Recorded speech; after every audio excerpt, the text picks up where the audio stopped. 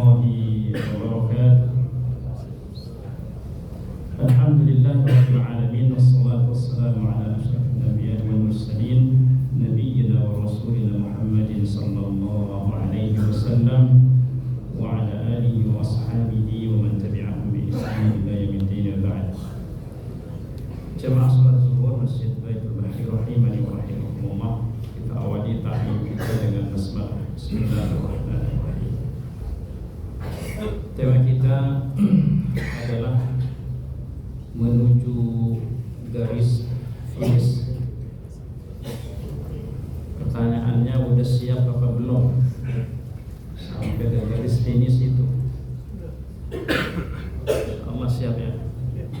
Dan tentu untuk sampai ke garis finish itu apa yang mesti kita lakukan?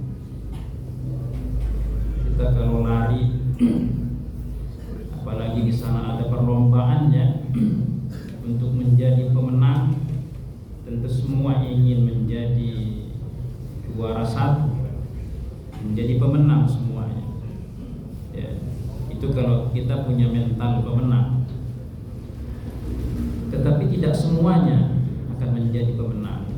Maka bunyi hadisnya adalah man hurima khairaha faqad hurima. Siapa yang terhalang, siapa yang diharamkan atas kebaikan Ramadan itu, maka sungguh dia akan terhalang. Dari hadis ini kita memaknai tidak semua akan menjadi pemenang. Akan ada yang tertinggal. Waliya'udzubillah, summa na'udzubillah, berlindung kepada Allah Subhanahu wa taala. Berharap kepada Allah jangan sampai kita yang termasuk tertinggal itu. Kalau kata Ibnu Jauzi menggambarkan bagaimana kuda perang itu, ia memaksimalkan segala kemampuan yang dimilikinya untuk bisa menuju garis finish. Maka mestinya kita pun demikian. Kita menyadari bahwa tersisa Ramadan ini 28 atau 27, kita telah 23 atau 22 saat ini, tersisa 7 atau 8 dari Ramadan kita ini. Maka nasihat buat kita semuanya, jika di awal belum optimal, maka mari kita akhiri dengan maksimal. Karena kata baginda Nabi sallallahu alaihi wasallam, innamal a'malu bil khawatim. Setiap amal itu bergantung dengan penutupnya. Maka kita minta kepada Allah senantiasa husnul khatimah, menutup kehidupan itu dengan penutup amal yang terbaik. Karena itu yang akan menjadi gambaran kita ini dipandang, dilihat, dinilai oleh Allah Subhanahu wa taala. Dan dengan itu pula kita juga akan dinilai, dilihat oleh orang-orang terdekat dengan kita. Innamal a'malu bil khawatim. Bagaimana sesungguhnya kita ini punya semangat yang lebih. Kita lihat riwayat ini, rasa-rasanya enggak ada apa-apanya diri ini. Kalau kita lihat semangatnya para sahabat dahulu. Dzukira li Rasulillah sallallahu alaihi wasallam rijalun yasabuna fil ibadati min ashabihi nasaban syadida. Diceritakan kepada baginda Nabi sallallahu alaihi wasallam beberapa orang sahabat yang dia itu punya kesungguhan dalam beribadah sampai pada titik nasaban syadida, sampai capek, letih banget. Kira-kira kita sudah merasakan itu belum? Kalau tarawih, imamnya 1 juz atau 3 juz? Juz 30? Juz 30. Atau dicari mana yang paling cepat? Maka kita mesti merasakan nasaban syadidah itu, bagaimana berdirinya itu. Baginda Nabi sallallahu alaihi wasallam tatafattar qadaman, sampai membengkak ya. sampai memerah, sering diartikan begitu, betis Nabi sallallahu alaihi wasallam. Nah, kita cenderung kalau ada imam yang lama ya, urusannya berbeda. Nasaban syadidan. Tapi ingat, ketika sudah sampai pada titik-titik yang maksimal itu, ya, Nabi sallallahu alaihi wasallam pun memberikan komentar. Kata baginda Nabi sallallahu alaihi wasallam, tilka darawatul Islam wa syirratuh. Itu adalah semangat Islam dan puncaknya. Wa likulli darawatin syirrah. Dan setiap kesungguhan, setiap semangat itu memang ada puncaknya. Wa likulli syirratin fatrah. Dan setiap sampai puncak, ingat ada masa turunnya. Kalau sudah naik, ingat turun. Ya. Kalau ke puncak, Bapak di sana terus apa turun? Ada turun ya, pulang. Ada saatnya saat ibadah itu naik turun. Ya. Nanti setelah Ramadan ini enggak terus-terusan tuh naik, enggak tuh. Pasti ada turunnya. Yang saat turunnya itulah yang mesti diwaspadai. Nah, kita ini rasa-rasanya ya, 10 pertama itu naik. Apalagi di 1, 2, 3 hari itu kita semua naik kaum muslimin semangatnya. Sampai 10 pertama. Nah, 10 kedua itu sudah terasa tuh. Kenapa? Undangan bukber udah mulai banyak. Ya, di mana-mana udah macetnya udah luar biasa. Habis sudah waktu di jalan. Sehingga untuk tarawih aja udah habis. Nah, itu saat turunnya itu kata baginda Nabi SAW, faman kanat fatratuhu ilal kitabi was sunnah fali ummi ma huwa. Kalau masih turunnya itu, semangatnya itu turun, masih dia berpegang kepada petunjuk Allah Subhanahu wa taala ya, dan sunnah baginda Nabi sallallahu alaihi wasallam, maka dia masih orang yang baik, masih orang yang beruntung. Faqad ihtada, dalam riwayat yang lain, dia masih berada dalam petunjuk. Wa man kanat fatratuhu ila ma'asillah, inilah mesti diwaspadai jamaah. Jangan sampai saat turunnya itu semangat kita beribadah kepada Allah justru tergantikan dengan maksiat kepada Allah, sehingga fadzalikal halik, ia akan menjadi orang yang celaka. Pasti kita akan menurun semangatnya, tapi upayakan ketika turun itu tetap dalam petunjuk Allah Subhanahu wa taala. Ya. Misalnya kita ini hari-hari kita itu 3 juz. Enggak tercapai 3 juz itu kita mundur 1 juz. Nah, kemana waktu yang 2 juznya itu? Tergantikan dengan apa? Wal ya'udzubillah tsumma na'udzubillah. Kalau tergantikan kemudian waktunya dengan menggibah, menceritakan orang lain, fadzalikal halik, maka dia akan celaka. Tetapi kalaupun dia tergantikan dengan ibadah yang lain, terkuras kita misalnya silaturahim ya, kan perlu waktu. Ya, kita nggak mungkin tuh ya tilawah kita akhirnya berkurang. Itu masih dalam petunjuk Allah Subhanahu wa taala. Nah, ini yang mesti kita waspadai. Sungguh-sungguh dalam ibadah. Di antara kesungguhan yang mesti kita munculkan yakni dengan i'tikaf.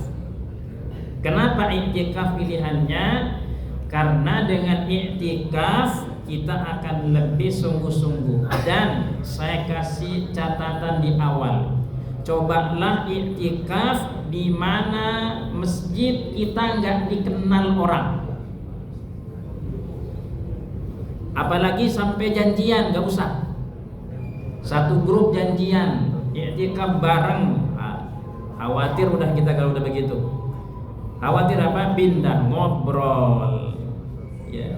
Tapi coba kalau kita nggak dikenal di tempat itu, ya kita akan lebih khusyuk.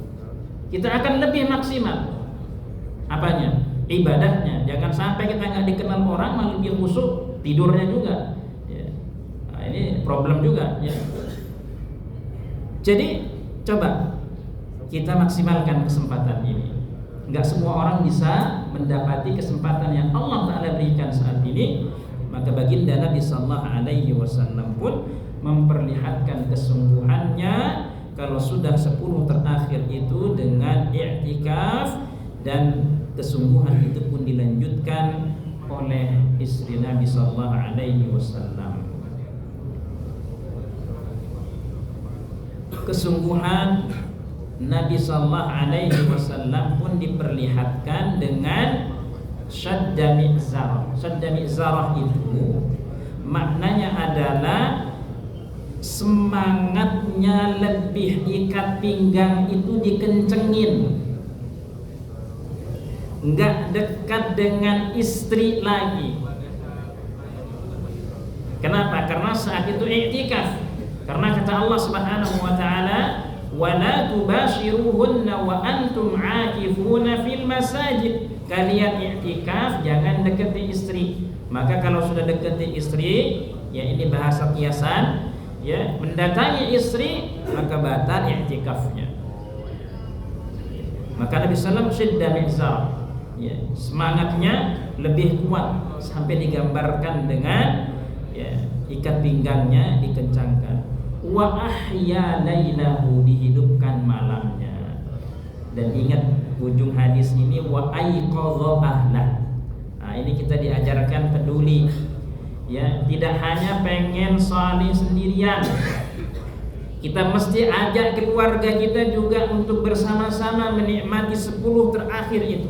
Kita hidupkan bareng. Kalau apalagi ada tempatnya di masjid itu untuk bisa melakukan i'tikaf juga untuk istri, ya, untuk ibu-ibu ummahat, ya, ada terpisah tempatnya nyaman, silahkan aja. Ya. Jangan sampai kita ini asik sendirian, salih sendirian, i'tikaf sendirian, gak peduli, ya. Ingat, wa aiqadha ahla, baginda Nabi SAW membangunkan keluarganya. Dari sini juga digambarkan boleh tidur, ya, boleh tidur. Cuman jangan kebanyakan tidur. I'tikaf itu boleh tidur. Oleng juga kita Pak kalau nggak tidur. Ya. Nah, ini kesungguhan Nabi sallallahu yajtahidu fil ashr al-awakhir ma la yajtahidu fi ghairi. Masya Allah, terbayang nih Pak. Kesungguhan Nabi itu udah nggak biasa kalau sudah masuk 10 terakhir itu. Udah beda dengan waktu-waktu yang lainnya. Nah, saya ingin masuk kesungguhan kepada keluarga.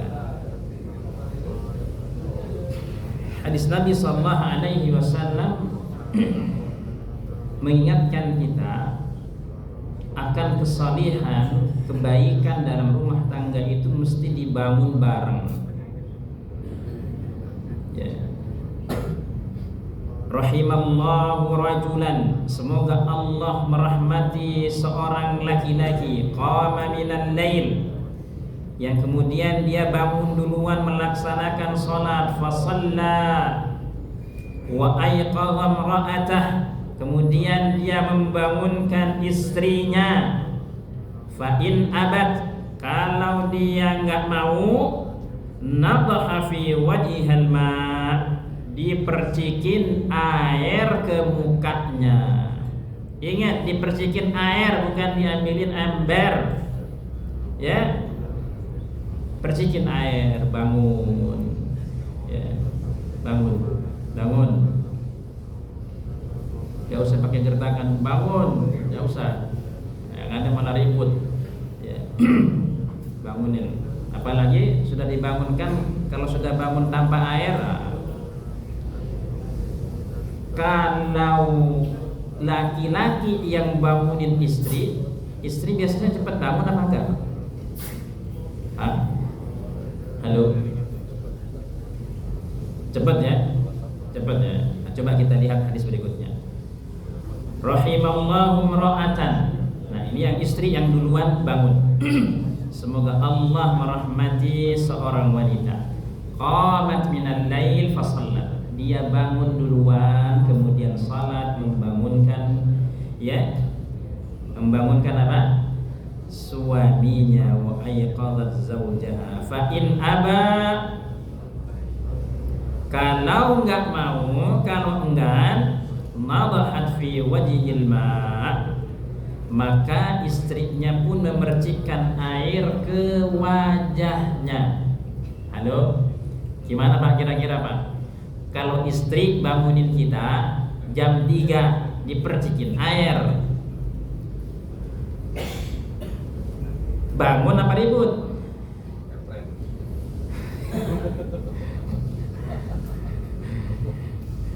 Kita ini alasannya banyak Pak. Besok kerja kan aduh berat banget. Nah, kan itu dalih ya, bukan dalil ya. Dalih ya namanya. Beda tuh. Ya. Tapi Masya Allah, kalau ini sampai terjadi pada keluarga kita yang kecil itu, bahu-membahu dalam kebaikan, amal saleh, kita dirahmati oleh Allah Ta'ala. Apalagi Masya Allah kalau anak kita yang ngajak kita, Masya Allah indah banget Pak. Kita dibonceng sama anak kita ke masjid, kita yang diingatkan Allah. Kayaknya kita nggak muluk-muluk minta sama Allah Subhanahu Wa Taala. Kita minta generasi kita itu dikaruniakan kesalihan, ya, kebaikan. Wa aslih li fi dzurriyyati, itu diantara permintaan kita, ya Allah salihkan generasiku. Indah banget. Makanya kata Sufyan Ats-Tsauri, aku sangat suka pada diriku jika masuki 10 akhir Ramadan untuk bersungguh-sungguh dalam menghidupkan malam hari dengan ibadah, lalu membangunkan keluarga untuk salat jika mereka mampu. Ingat poinnya, jangan tinggalkan keluarga kita senang, kita sendirian, ya, melaksanakan i'tikaf salih sendirian, jangan. Ya, ajak. Ini upaya kita untuk mencari Lailatul Qadar. Taharraw. Taharraw itu maknanya cari, gapai Pak. Orang nyari diem apa enggak? Nyari itu nyari diem, ketemu enggak? Ada upaya taharraw Lailatul Qadar fil ashril awakhir min Ramadan. Taharraw Lailatul Qadri fil witri. Cari Lailatul Qadar itu di 10 terakhir umum. Kalau kita punya kesempatan yang lebih kuat lagi mencarinya pada bab dia bilangannya ganjil. Cuman sekarang udah nggak ada ganjil, genap semua atau ganjil semua, ya nggak? Kata yang sebelah semalam ganjil 23. Kata sekarang malam ini ganjil 23. Ya coba. Udah sekarang udah jangan mikirin ganjil genap. Kita mau ibadah, bukan mau nyebrang tamrin. Ya. Urusin gage aja tiap malam ya. Ganjil apa genap? Kita mau ibadah, isi aja. Karena yang genap itu akan mengantarkan semangat kita ibadah untuk di malam berikutnya yang ganjil. Begitu. Karena belum tentu ada kesempatan yang Allah Ta'ala berikan kepada kita sampai kepada yang ganjil. Enggak, karena nanti aja tanggal 27 nih, tanggal 27, kalau enggak 29 ya, ini kumpulin banget nih, ini cuti dah. Emang udah libur tanggal segitu ya. Enggak dapat diajak pulang kampung. Ada kita di tol saat itu malam 29. Udah hilang udah janjinya kemarin. Coba isi aja sekarang apa yang ada, termasuk malam ini, ya, gapai. Dengan apa? Dengan sholat malam. Yang nggak boleh tinggal adalah, ya, doa yang sering kita ingatkan. Allahumma innaka afuwun tuhibbul afwa fa'fu anni. Allahumma innaka afuwun tuhibbul afwa fa'fu anni. Allahumma innaka afuwun tuhibbul afwa fa'fu anni. Capek berdiri, kita duduk doa kepada Allah. Lagi nanti diri lagi, sholat lagi, ya, istighfar lagi kepada Allah. Nah, ada satu saya ingin tutup dengan ini.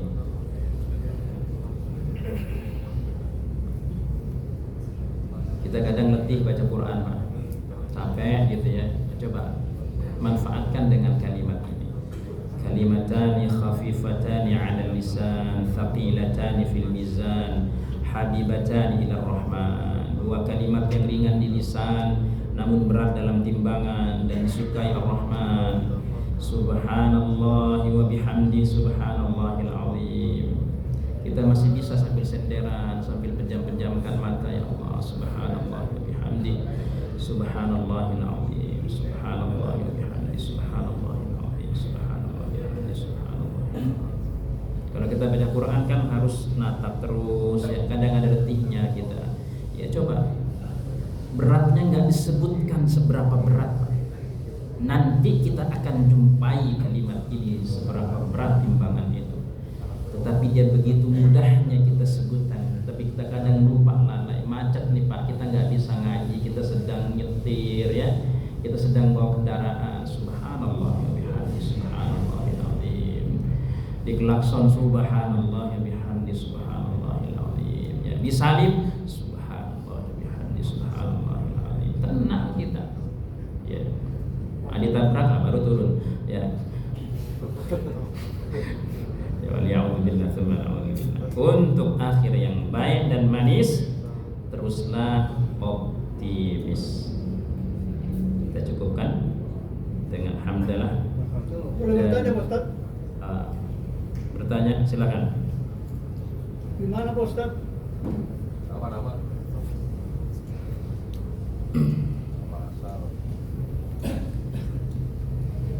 Bismillahirrahmanirrahim. Assalamualaikum warahmatullahi wabarakatuh. Pertanyaan saya cuma satu Ustaz, yaitu sepuasa tapi tidak sholat, ini gimana hukumnya Ustaz? Mohon dijelaskan. Syukur, wassalam. Puasa tapi enggak sholat, nimba air, timbanya bolong. Nimba air, timbanya bolong. Apa yang terjadi Pak? Bab sholat itu adalah bab yang fundamental, yang mendasar dalam kehidupan kita. Meninggalkan sholat termasuk perkara dosa yang besar. Imam Az-Zahabi menyebut dalam Al-Kabairnya. Meninggalkan puasa juga sama, dosa besar. Tapi ada orang yang dia semangat sekali untuk melaksanakan puasa tapi tidak sholat. Saya tidak bisa menghukumi secara detil, karena para ulama dalam Al-Kabair itu ketika menghukumi orang meninggalkan sholat ditanya apa sebabnya. Detil Pak, nggak bisa kita langsung hukumi dia keluar dari agama. Apa sebabnya? Kalau dia karena malas, ya, apa karena dia ini nggak yakin lagi dengan kewajiban sholat, ya, itu masya Allah hati-hati sekali para ulama menghukumi orang nggak sholat, ya. Karena beda-beda. Yang pasti dia melakukan dosa yang besar, dan ya untuk urusan ini ya, kita mesti tanya detail kepada orang tersebut kenapa tidak melaksanakan sholat. Ya. Pada ujungnya nanti kita akan dihisab dengan amal kita. Amal puasanya dihisab, amal sholatnya juga dihisab. Tapi saya gambarkan tadi dengan orang nimba air, timbanya bolong.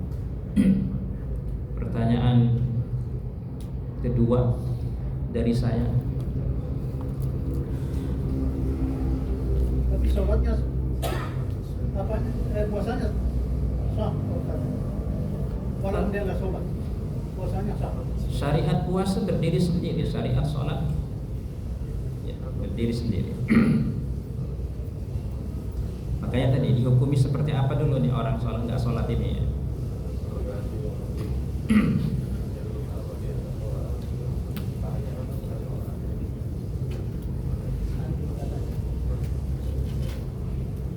Pertanyaannya adalah